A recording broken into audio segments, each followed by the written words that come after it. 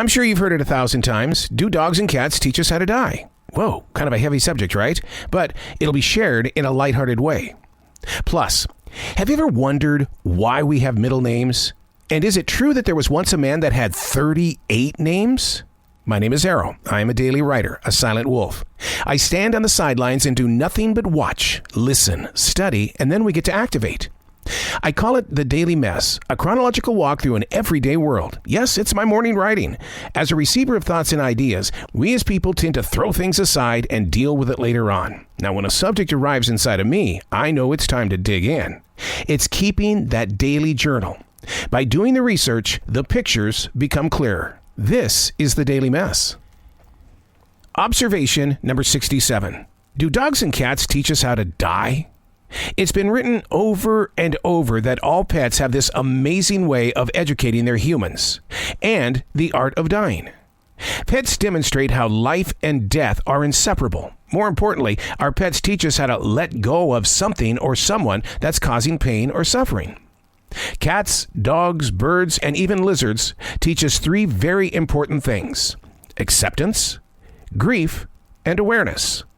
Science and others who study pet behavior have written about how cats and dogs have a limited understanding of what transitioning really is. Now, those who study behavior methods, they believe that when someone is lost in the family, it's always best for the pet to see the body.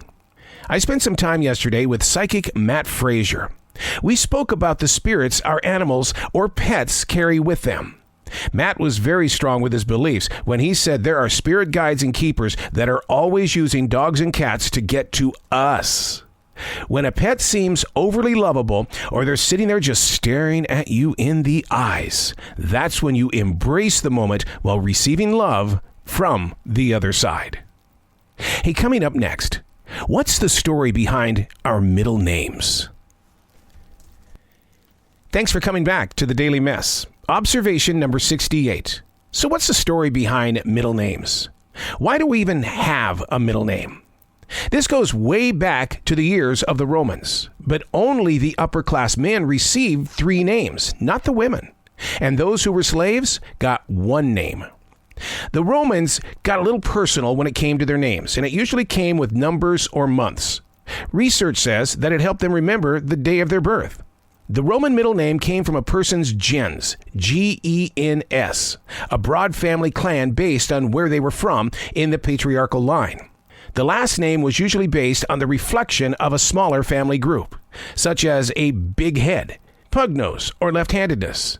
Now, digging deeper into the history of Roman names, we find some men, the aristocrats, didn't have to have 3 names. There was once a Roman senator who had 38 names. That kind of action fell to the side in the 5th century. That's when middle names began to change to saintly names. Eventually, by the 19th century, we began to experience what we do today. Except for me. I don't have a middle name. My mother gave me a middle initial. You know, like Harry S. Truman, Michael J. Fox, Ulysses S. Grant. Middle names. I'm Arroe, and that's the Daily Mess.